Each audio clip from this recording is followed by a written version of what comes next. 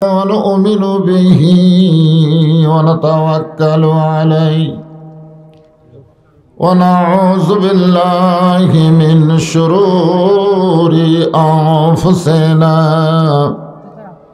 ومن سيئات أعمالنا من يهدي الله فلا مضل له ومن يضلله فلا هادي له সকলে জবান খুলে বলেন আশহাদু আল্লা ইলাহা ইল্লাল্লাহু ওয়াহদাহু লা শারীকা লাহু ওয়া আশহাদু আন্না মুহাম্মাদান আবদুহু ওয়া রাসূলুহু الذي أرسل رسوله بالحق بشيرا ونذيرا وداعيا إلى الله بإذنه وسراجا منيرا فقد قال الله تعالى في كلامه المجيد والفرقان الحميد জবান খুলে সকলে পড়েন আউযু বিল্লাহি মিনাশ শাইতানির রাজিম বিসমিল্লাহির রহমানির রহিম আল্লাযী খালাকাল মাউতা ওয়াল হায়াতা ليبلوكم أيكم أحسن عملا وهو العزيز الغفور إن الله وملائكته يصلون على النبي يا أيها الذين آمنوا صلوا عليه وسلموا تسليما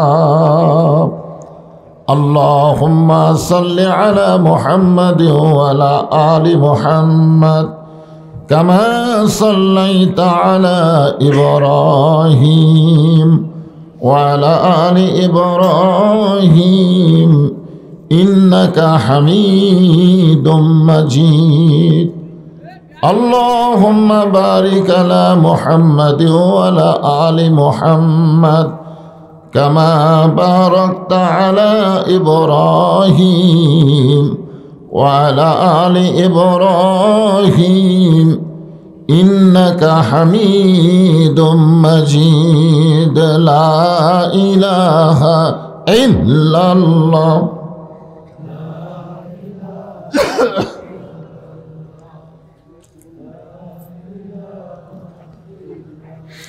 لا إله إلا الله সবাই জবান খুলে আল্লাহর জিকির করে লা ইলাহা ইল্লাল্লাহ চাঁদ সূরজ আর গ্রহ তারা আল্লাহ নামের পাগল পারা চাঁদ সূরজ আর গ্রহ তারা আল্লাহ নামের পাগল পারা আমার আল্লাহ নামের এতই দয়া আল্লাহ নামের এতই মায়া লুকিয়ে রাখছেন হে আল্লাহ জোরে লা ইলাহা ইল্লাল্লাহ লা ইলাহা ইল্লাল্লাহ লা ইলাহা ইল্লাল্লাহ লা ইলাহা ইল্লাল্লাহ লা ইলাহা লা ইলাহা ইল্লাল্লাহ মুহাম্মাদুর রাসূলুল্লাহ।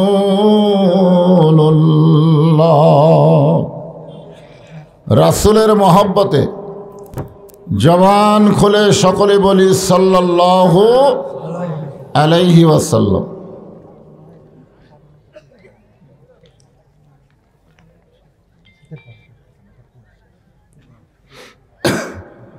গুমানীগঞ্জ কাছারিপাড়া নূর আলা নূর আল কোরআন হাফিজি মাদ্রাসা কমিটি কর্তৃক আয়োজিত মাদ্রাসার উন্নয়ন কল্পে আজকের এই ঐতিহাসিক তাফসিরুল কোরআন এবং ওয়াজ মাহফিল।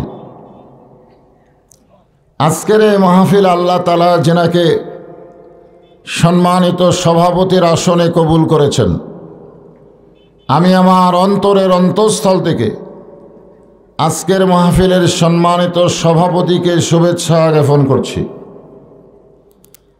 সম্মানিত সহসভাপতি, সম্মানিত প্রধান অতিথি, সম্মানিত বিশেষ অতিথিবৃন্দ, সম্মানিত সুধীজন, সকলকেই অন্তরের অন্তঃস্থল থেকে আমি শুভেচ্ছা জ্ঞাপন করছি।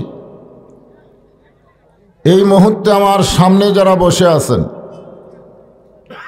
টপ টপ করে নিয়রের পানি পড়তেছে, টপ টপ করে দেখতেছি, এখানে তো সে হারে পড়তেছে। কঠিন শীতের ভিতরে আরামের বাড়ি, আরামের ঘুম, ল্যাপ তোষকের মহব্বত কলিজা থেকে বের করে এই জান্নাতের বাগানে যিনারা বসে আছেন, আমি আমার অন্তরের অন্তঃস্থল থেকে আপনাদের সবাইকে শুভেচ্ছা জ্ঞাপন করছি। শীতের রাতে দাঁড়িয়ে থাকার চাইতে বসা ভালো, ঠিক না? বসলে মোটামুটি একটু শীত কম লাগবে। আপনারা যারা দাঁড়িয়ে আছেন অযথা। আর শীতের মাহফিলে ফাঁকা ফাঁকা না বসে জমে বসাই ভালো, ঠিক না? যত জমে বসবেন শীত তত কম লাগবে। এই জন্য যিনারা বসে আছেন দেখবেন যেখানে একেবারে টপ টপ করে পড়তেছে ওই জায়গাটা বাদ দিয়ে, যেখানে পড়তেছে না ওই জায়গায় আপনারা একটু বসেন। পর্দার অন্তরালে যে সমস্ত মা বোনেরা অধীর আগ্রহে বসে বসে আলোচনা শুনতেছেন, আমি তাদেরকেও শ্রদ্ধা জ্ঞাপন করছি। আজকের এই মাহফিলের সম্মানিত ওলামায়ে কেরাম, আপনাদের মাঝে মাঝে যে সমস্ত আলেম ওলামা বসে আছেন, মাগরিবের নামাজের পর থেকে রাত একটু বেশি হয়ে গেল, এত রাত পর্যন্ত যিনারা আলোচনা করে আপনাদেরকে শোনালেন, আলেম সহ আজকের মাহফিলের বক্তাগণকে অন্তরের অন্তঃস্থল থেকে আমি শুভেচ্ছা জ্ঞাপন করছি। এই মুহূর্তে জানতে চাচ্ছি আপনারা সকলে কেমন আছেন? জি আলহামদুলিল্লাহ, আলহামদুলিল্লাহ রব্বিল আলামিন। এইরকম একটা জান্নাতের বাগান, সুবহানাল্লাহ। কঠিন পরীক্ষা, মন চাবেই না যে আরামের ঘুম বাদ দেয়া, উষুম বাদ দেয়া, ল্যাপ তোষক বাদ দেয়া, এরকম ভিজা মাটির ওপরে খেড়ে বসে থাকে, এটা মন চাবেই না। কিন্তু ঈমানের বলে বলিয়ান হয়ে যারা আমরা কোরআনের বাগানে বসে আছি, বিশ্বাস করুন আল্লাহ আপনাদের উপরে খুশি হয়ে গেছে। যে আল্লাহ আমাদেরকে দয়া করে, রহম করে, শারীরিক সুস্থতা সহকারে আজকের এই জান্নাতের বাগানে কবুল করলেন, আমরা সে আল্লাহর উপরে খুশি না বেজার? তাহলে জবান খুলে সমস্বরে সকলে বলবো রব্বানা লাকাল হামদ। হামদান কাসীরান তাইয়িবান মুবারাকান ফিহি।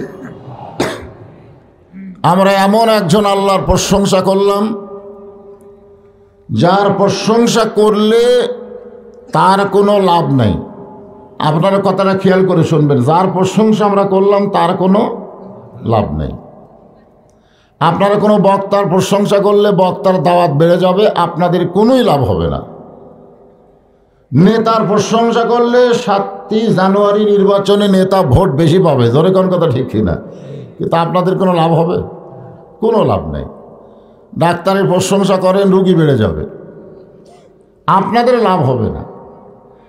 কেবলমাত্র আল্লাহর প্রশংসা করলে আল্লাহর কোনো লাভ নাই, কিন্তু যারা প্রশংসা করলো আল্লাহ তাদের প্রতি এত খুশি হয়ে যায়, আসমান এবং জমিনের ফাঁকা জায়গাটা আল্লাহ নেকি দিয়ে পরিপূর্ণ করে দেয়।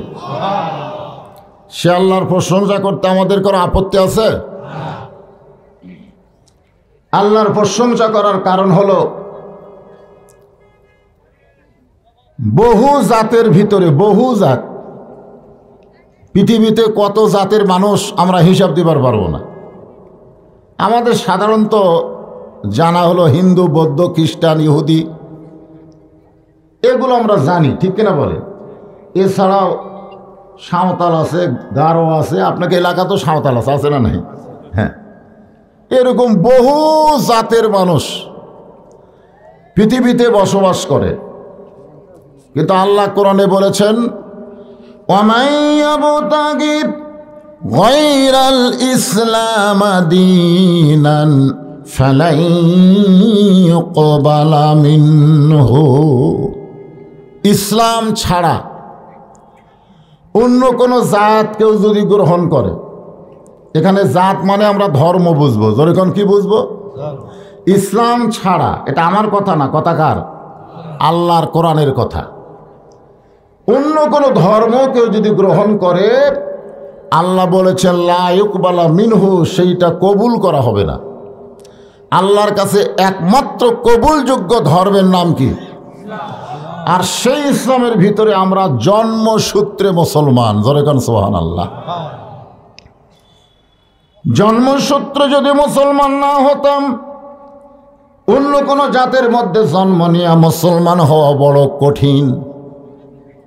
অন্য কোনো ধর্মে জন্ম নিয়ে মুসলমান হওয়া সহজ না কঠিন? যার প্রমাণ হলো নবীর চাচা আবু তালেব, একেবারে মৃত্যুর বিছানায় শায়িত, আর দাঁড়াবার পারবে না। এমন সময় রাসূল গিয়ে বললেন, চাচা আপনি শুধু একবার বলেন লা ইলাহা ইল্লাল্লাহ মুহাম্মদ রাসূলুল্লাহ, আমি আপনার হাতটা ধরে জান্নাত ঘরে পৌঁছে দেব। আপনারা তো সুবহানাল্লাহ করলেন, কিন্তু চাচা কি করে? চাচা বলতেছে, বাবা মরেই যখন যাব, বাপ দাদার ধর্ম ছাড়ব না।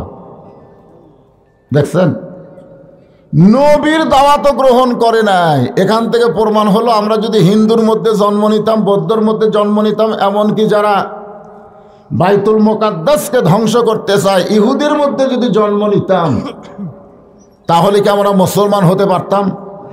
খুব কঠিন। কিন্তু যে আল্লাহ এই কঠিনটা আমাদের জন্য রাখে নাই, সরাসরি মায়ের গর্ভ থেকে দুনিয়াতে আমাদের মুসলমান হিসেবে কবুল করেছে, আমরা সে আল্লাহর উপরে খুশি না বেজার? তাহলে আর একবার বলি আলহামদুলিল্লাহ। আছেন আমার মুক্তার, আছেন আমার ব্যারিস্টার, শেষ বিচারের হাইকোর্টেতে তিনি আমায় করবেন পার। আমি পাপী রাসূল জাবিন্দার। আল্লাহ রাসূল বলেছেন, তোমরা যত বড়ই পাপী হও না কেন, শুধু ঈমানের সাথে, কিসের সাথে? ঈমানের সাথে যদি দুনিয়া ছাড়তে পারো, ঈমান নিয়ে যদি কবরের ঘরে আসতে পারো, আমি রাসূল ওয়াদা দিচ্ছি, আমি তোমার হাত ধরে যেভাবেই হোক তোমাকে জান্নাতে পৌঁছাইয়া দেব। কিন্তু শর্ত কি? ঈমানের সাথে মরা লাগবে। আমার কথা কি বুঝতে পারলেন? আমরা যত পাপ করি, কিন্তু মরার সময় ঈমান নিয়ে লা ইলাহা, এই কলেমা পড়তে পড়তে আমরা যদি দুনিয়া ছাড়তে পারি, রাসূল আমাদের উকিল হবেন, আমাদের ব্যারিস্টার হবেন, আল্লাহ হাকিমের কাছে আমাদেরকে সুপারিশ করে জেরা করে করে জামিন করে আমাদেরকে জান্নাতে পৌঁছায় দিবেন। এমন একজন নবীর উম্মত হওয়াতে আপনারা খুশি না বেজার? তাহলে আর একবার বলি আলহামদুলিল্লাহ। এখন আসেন যে কোরআন থেকে আপনারা ওয়াজ শুনবেন, যে কোরআন 1400 বছর আগে, এখন 1450-1500 বছর আগে আল্লাহ বললেন যালিকাল কিতাবুল লা রাইবা ফিহি হুদাল লিল মুত্তাকিন। আল্লাহর 104খানা কিতাব দুনিয়াতে এসেছে। জোরে কোন কয়খানা? 104খানা। সমস্ত কিতাবের মধ্যে কম বেশি হয়ে গেছে।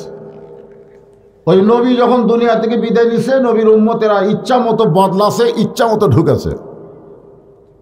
কিন্তু আমাদের নবী 1500 বছর আগে দুনিয়া থেকে বিদায় নেওয়ার পরেও কোরআনের মধ্যে একটা অক্ষরও কম বেশি হয়নি। জোরে কোন কথা ঠিক কিনা? কারণ কি? আরো জোরে কোন, দুই একজন কয়। আল্লাহ কোরআনে নিজেই বলেছেন ইন্না নাহনু নাযালনা যিকরা ওয়া ইন্না লাহু লাহাফিজুন। ভাগ্যগুণে এই কিতাব পাওয়া হলো আমাদের ভাগ্য। আমরা সেই কিতাব থেকে আলোচনা শোনার জন্যে এত কষ্ট করে বসে আছি, ঠিক কিনা বলেন? কি কষ্ট! কিন্তু শর্ত হলো কি জানেন? আপনারা তাও বসে বসে শুনতেছেন, ঠান্ডা লাগুক তাও বসিছেন। কিন্তু আবু জেহেল বসারও চান্স পায়নি। ওই দাঁড়ায়া দাঁড়ায়া সারা রাত কোরআন তেলাওয়াত শুনছে। সকালবেলা গিয়া মিটিংয়ে বলতেছে এত সুন্দর কোরআনের বাণী, রাতটা কোন দিক দিয়ে গেল বুঝবারই পারিনি। সুবহানাল্লাহ কর না কেন? আবু জেহেলকে কোরআনের বিপক্ষে কথা। এত সুন্দর কোরআনের বাণী, কোরআন শুনতে শুনতে রাতটা কোন দিক দিয়ে গেল আমি আবু জেহেল বুঝবারই পারিনি। আবু সুফিয়ান বলতেছে নেতা, যেই কোরআন শুনতে শুনতে রাত চলে যায় আপনি বুঝবার পারেন না, সেই কোরআন ধরলে অসুবিধা কি? আপনারা শোনেন না, ধরবেন?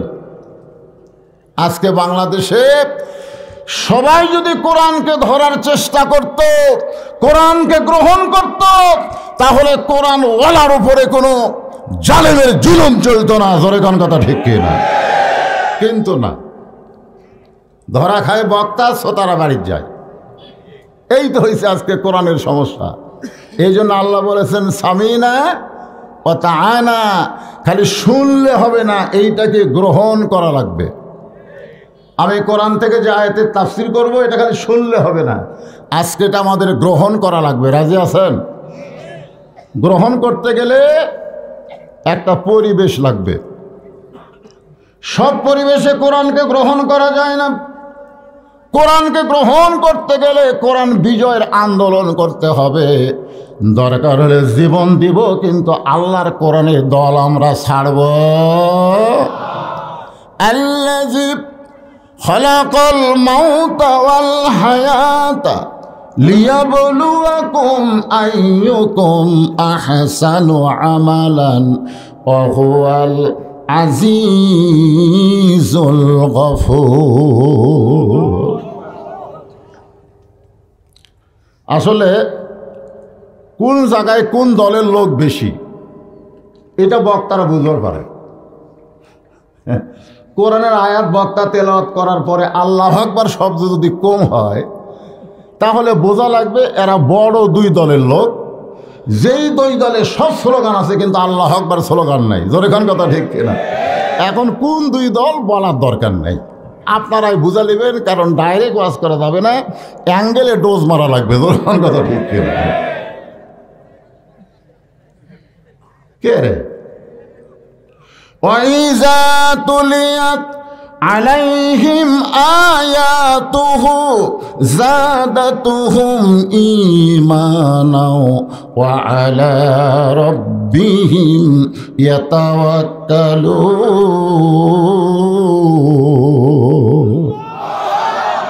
কোরআনের আয়াতে তেলাওয়াত শুনলে ঈমান বাড়ে না কমে? আচ্ছা, আপনারা অন্তর থেকে বলেন তো, ঈমান বাড়ার লক্ষণ কি? চুপ থাকা না জবান খোলা? আজকে আমাদের বাংলাদেশে এত অত্যাচার, এত নির্যাতন হওয়ার পেছনে একটাই কারণ হলো চুপ থাকা। সব জায়গায়, নিজের বাড়িতেও আমি চুপ। আমার বউ স্টার জলসা জি বাংলা দেখবে, আমি চুপ। আমি কথা বলে গন্ডগোল করব? আমার ছেলে সারাদিন আগের মতন 4G মোবাইল নিয়ে ঘুরবে, স্ক্রিন ফ্যান পরে, আমি কিছুই বলবো না, চুপ। কথা বললেই বাপ ছেলের মধ্যে সম্পর্ক নষ্ট হবে। আমার মেয়ে প্লাজো পরে, হাই হিল করে, বুকের ওন্না গলা ফিতা বানায় ঘুরবে, আমি কথা বললি বাপ মেয়ের মধ্যে সম্পর্ক নষ্ট হবে, চুপ। তেলের দাম 100 থেকে 200 গেছে, আমি কথা বললে গোস্তর দাম 400 থেকে 700 গেছে, চুপ। পেঁয়াজের দাম হঠাৎ 80 থেকে 150, চুপ।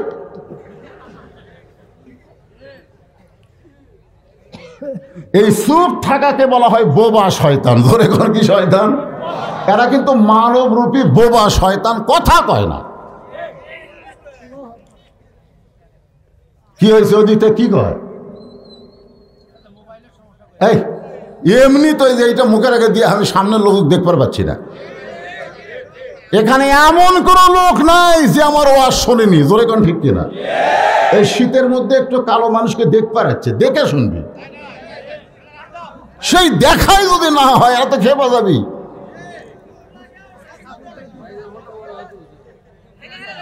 না না, ভাঙ্গা ফেলা, এ ভাঙ্গা ভাঙ্গি, এটা আবার কি? ও, যে জায়গাটা তোমার মুখ খোলা লাগবে ওই জায়গা তুমি চুপ। তুমি আলুর বাগুনের মধ্যে ঘুম পাড়তেছ, 3 তলা বাড়ি ধুয়ে। আপনার বলেন তো, আলুর বাগুনের মধ্যে ঘুম পাড়ে 3 তলা বাড়ি ধুয়ে, ওই কি আল্লাহর ভয় না পুলিশের ভয়? পুলিশের পোশাক পরে আজরাইল গেছে। আজরাইল যায় বলতেছে, কে রে ভাই, খবর কি? কই তুমি এই আলুর বাগুনের মধ্যে কেমন খবর জানলে? বলে আমি আজরাইল রে। ওই হাই হাই, পুলিশ ধরার ভয় আমার আজরাইল ধরার কথা মনেই নেই। বর্তমান বাংলাদেশের মানুষ পুলিশ ধরবে এই চিন্তা সব সময় করে, কিন্তু হঠাৎ যে আজরাইল ধরবে এই চিন্তা মুসলমানের কলিজাত নাই। ধরে কোন কথা ঠিক কিনা? একটু জবান খুলবেন জাগা মতো, তাই বলে সব জাগাত না। আল্লাহ কোরআনে বলতেছেন, আল্লাযী খালাকাল মাউতা ওয়াল হায়াতা লিয়াবলুয়াকুম আইয়ুকুম আহসানু আমালান ওয়া হুয়াল আজিজুল গফুর। তোমাদের মৃত্যুর হায়াতকে সৃষ্টি করেছেন কে? আরো জোরে। তাহলে আপনারা বলেন তো, কেউ মারতে পারবে? আল্লাহ যদি বাঁচায়, কেউ বাঁচাতে পারবে আল্লাহ যদি মারে? এটা খালি শুনলে হবে না বিশ্বাস করা লাগবে? যদি আমরা বিশ্বাস করি যে আমাদেরকে কেউ মারতে পারবে না আল্লাহ ছাড়া, কেউ বাঁচাতে পারবে না আল্লাহ ছাড়া, তাহলে দুনিয়ার কোনো রক্তচক্ষুকে আমরা ভয় করব না। জোরে কোন কথা ঠিক কি না? আমাকে একজন বলল, হুজুর আজকে আমাদের মসজিদ থেকে 5 জোড়া জুতা উধাও। নামাজ শেষ করে তাকে জুতা নাই।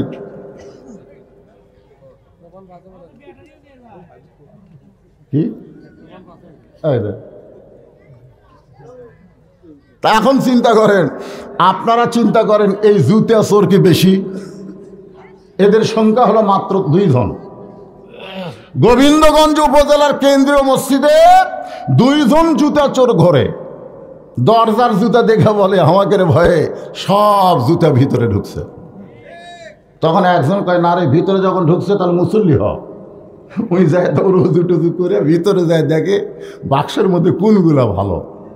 এরা ইমাম যখন নিয়ত করছে, ও তখন নিয়ত ছাড়া ইলা জেহাতেল কাবা তো না, ওই ইলা জেহাতেল জুতে, জুতে কয়টা নিয়ে আউট হয়ে গেছে।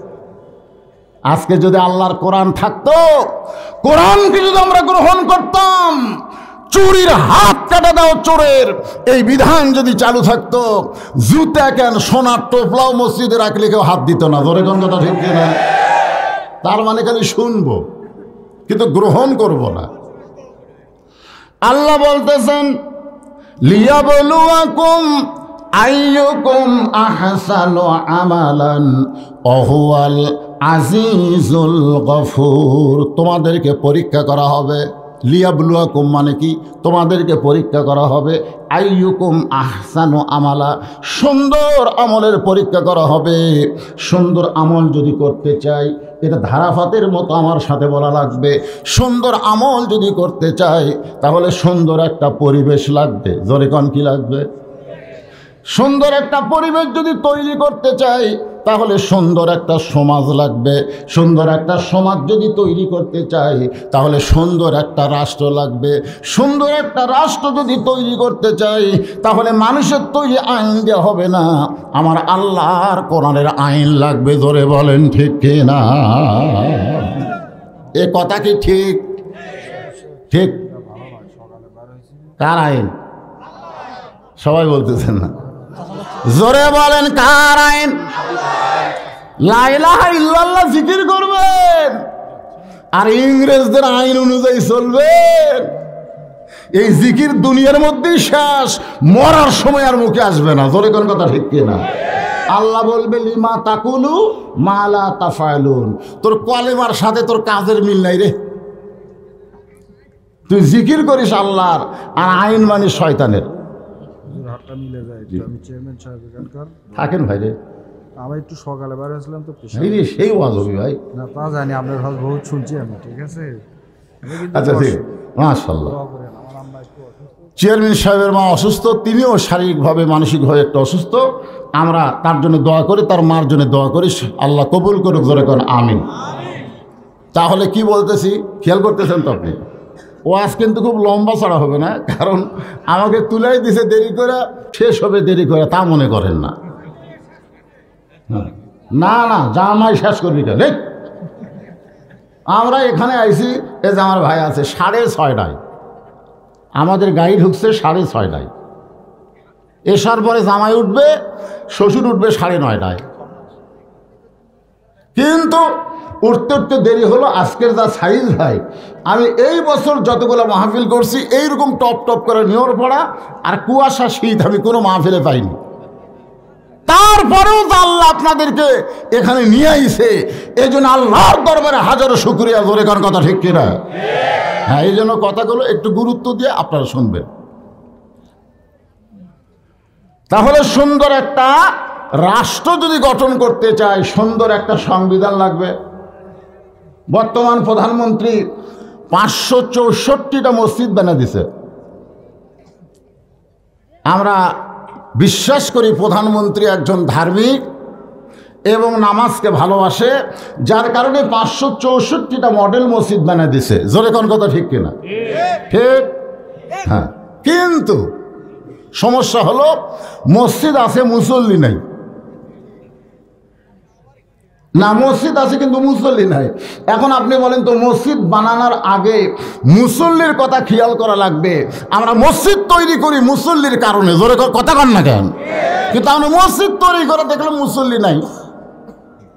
আমি অনেকগুলো মডেল মসজিদে নামাজ পড়ে দেখছি, বড় জোরে 1 কাতার 2 কাতার হয়।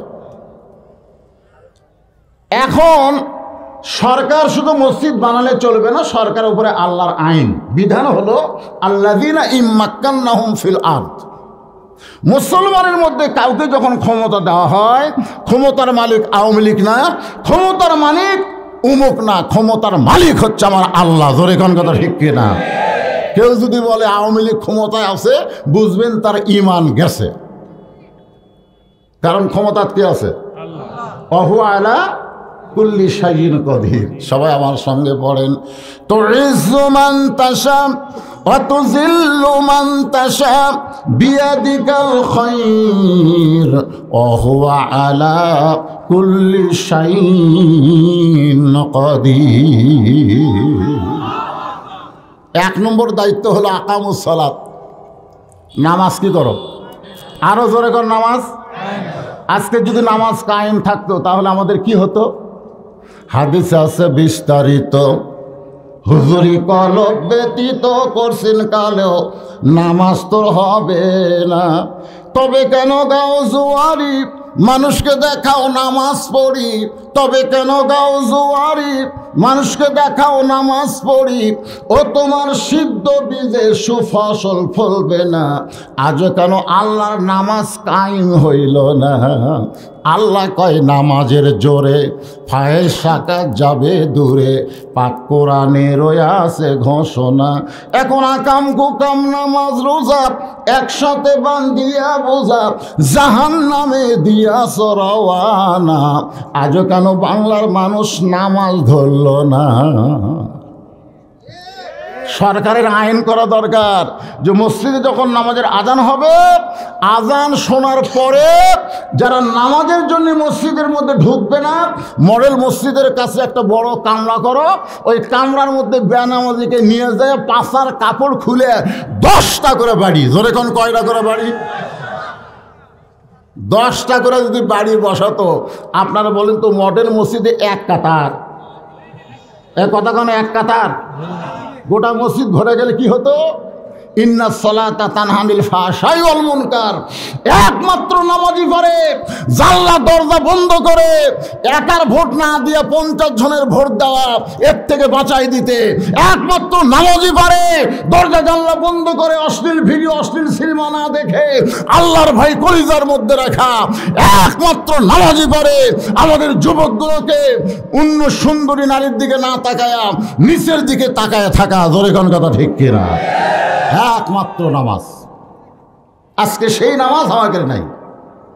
এখানে এমন আল্লাহর বান্দারা আছে যারা মাগরিবও পড়েনি, এশাও পড়েনি, ও আর শুনতেছে। কাল সকালে যা গল্প মারবি, ও আজকে ছাড়ছে গেলে, তখন কবি না খালি নামাজের ওয়াজ করছে, শালার চাপাত লাত্তি মারা দরকার। লা সালাতা লা ঈমানা, যার নামাজ নাই তার কোনো ঈমানই নাই। যারা নামাজ নাই তার কি নাই? বাইনাল আবদি ওয়াল কুফরি তরকুস সালাত, বান্দার কাফের মধ্যে পৃথক করার জিনিস তার নামই হলো নামাজ।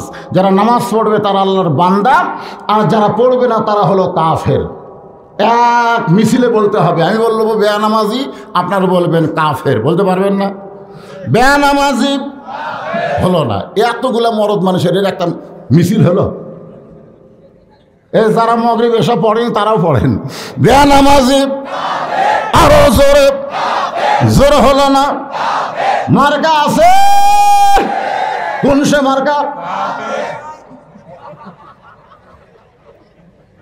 কোন সে মার্কা? আপনার বলবেন বেয়ানামাজি। মার্কা আছে কোন সে মার্কা? বেয়ানামাজি। এখন যারা মাগরিব এসা পড়েনি, ওরাও যদি কাফের কাফের মিছিল করে, কান্দের ফেরেশতা কবে আল্লাহর কান্দ থাকবো না? এই মাগরিব এশার নামাজ না পড়ে কাফের কাফের মিছিল করতেছে। আল্লাহ বলতেছে ফেরেশতা সাক্ষী থাক, ফজর থেকে যদি নামাজ শুরু করে দেয়, ও যত নামাজ না পড়েনি, এই নামাজ না পড়ার পাপ আমি আল্লাহ মাফ করে দিয়ে দিলাম। তাহলে ফজর থেকে কি নামাজ ধরা যাবে? যাবে না, কারণ বক্তার ওয়াজ দিয়ে নামাজ ধরা যাবে না। নামাজ ধরতে গেলে আল্লাহর আইন লাগবে। ধরে কোন কি লাগবে? কোরআনে নামাজের আইন আছে না নাই? একটু মনোযোগ দিয়ে শোনেন।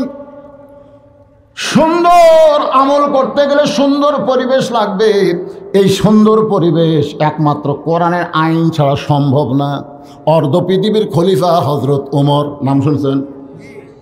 উনি একদিন মেম্বরে বসে নিজের গালে নিজে চড় মারতেছেন, ডান হাতে ডান গালে, বাম হাতে বাম গালে। এমন সময় ওসমান গনি মসজিদের মধ্যে ঢুকে বলতেছে, আমির আল মুমিনিন, আপনি কি পাগল হয়ে গেলেন? নিজের গালে নিজে চল মারতেছেন। ওমর ফারুক বলে, ওসমান, মিন শাররিল ওয়াসওয়াসিল খান্নাস, আমার ভিতরের খান্নাস আমাকে ধোকা দিছে। ওসমান গনি বলে, কি ধোকা? ওমর ফারুক বলতেছে, আমার মন বলতেছে আমি অর্ধ পৃথিবীর খলিফা। ওসমান গনি বলে, আমির আল মুমিনিন, তাহলে তো আপনাকে ধোকা দেয়নি, আপনি তো অর্ধ পৃথিবীরই খলিফা। ওমর বলতেছে, ওসমান, খালি বর্তমান নিয়ে থাকলে হবে না, আমার অতীতের খবর কি, আমার ভবিষ্যতের খবর কি? যারা বর্তমান নিয়ে চিন্তা করে এরা হলো শয়তান। জোরে করে, এরা কি? কি হনুরি, আজকে তোর চেয়ার আছে, আগামীকাল নাও থাকতে পারে। কথা কর না, কথা কর না। ওমর ফারুক বলে, ওসমান, প্রকৃত মানুষ যারা হবে তারা সবসময় বর্তমান নিয়ে চিন্তা করবে না। মিশে মায়ায় বন্দি থাইকা করলাম কত খেলা, পশ্চিমে তাকিয়ে দেখো তোমার ডুইবা গেছে বেলা। এক পলকের নাই ভরসা, মিশে সকল আশা, কখন বুঝি দারুণ ঝড়ে ভাঙবে তোমার বাসা। আমার অতীতে কি আসলো জানেন? অতীতে আমি রাস্তায় রাস্তায় কোনো টুপিওয়ালাকে দেখলি বলতাম, ভাই ওয়াজ করি রে, আমার দাওয়াত দাও। না না, তোমার সিমিনার জানি না, ওয়াজ করি দাওয়াত। আমি 10টা লোকের হাত ধরছি, একটাও দাওয়াত দেয়নি। এটা আমার অতীত। আমার বর্তমান হলো দাওয়াতের এত চাপ, আমি চাপের ঠেলায় 3 তলা লুকে থাকি। এটা হলো আমার বর্তমান। আর আমার ভবিষ্যৎ হলো মসজিদের খাটনি আমার বাড়ির আঙ্গিনায় আসবে, আমার সব কাপড় খুলে সাদা কাপড়ের কাপড় আমাকে চকলেটের মতন মুড়ায় ফেলবে। আমার 3 তলাও থাকবে না, নিচ তলাও থাকবে না, আমাকে কবরের ঘরে যাওয়া লাগবে। তোর কথা ঠিক কি না? তাহলে তুই মাস্তানি মারতিস? 3 তলায় উঠে বলতেছ 1.5 লাখ টাকার খাট, 12,000 টাকার কম্বল ওরে তামানে দিয়ে বলতেছে আমার বাসা আমার ঘর, আমাকে নামাইকে। 2 কান্তে তুই ফেরেশতাকে, আল্লাহ এক নামানোর কেউ নাই। আল্লাহ বলতেছে একটু ধৈর্য ধর। রাত 3টার সময় একটা ভূমিকম্প, খালি বিল্ডিং একটু 3 সেকেন্ড। কয় সেকেন্ড? 3 সেকেন্ডের একটা ঝাঁকি মারছে, ওই এত ফোর্সে নামছে। ওর কম্বলের মধ্যে লুঙ্গি খুলে আছে, ওটাও পর্যন্ত পরার টাইম পায়নি। ফেরেশতারা আল্লাহ নামাইলা নামাইলা, তাই বলে ন্যাংটা করে নামালা।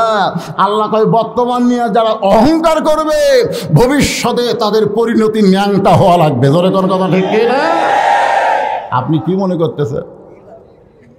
একটু মনোযোগ দিয়ে খেয়াল করবেন।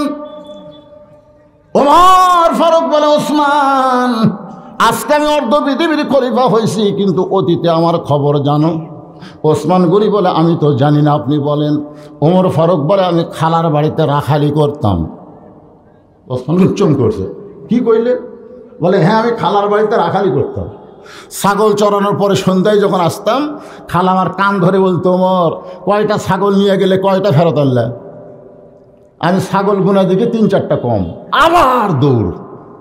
ছাগলগুলো খুঁজে খুঁজে নিয়ে এসে যখন খালারে দিতাম, খালা আমার চুল লম্বা ছিল, চুল ধরে বলতো, ওমর যেই ভুল আজকে করেছো এই ভুল যদি আগামীকাল করো তোমার রাখালির চাকরি ক্যান্সেল। আমি তখন খালার পা ধরে বলতাম, খালা রাখালির চাকরি যদি ক্যান্সেল করে দেন তাহলে থাকবো কোথায়, আমি খাবো কি? একদিন যে ওমর রাখালির চাকরি রক্ষা করার জন্য খালার পা ধরে কেঁদেছে, আজকে সেই ওমরকে আল্লাহ অর্ধ পৃথিবীর খলিফা বানাইছে। এটা ওমরের যোগ্যতাই নয়, এটা কেবলমাত্র আল্লাহর কোরআনের পাওয়ারে। এখন আপনারা বলেন এই কোরআনের পাওয়ার আছে না নাই? কিন্তু আমাদের বাংলাদেশে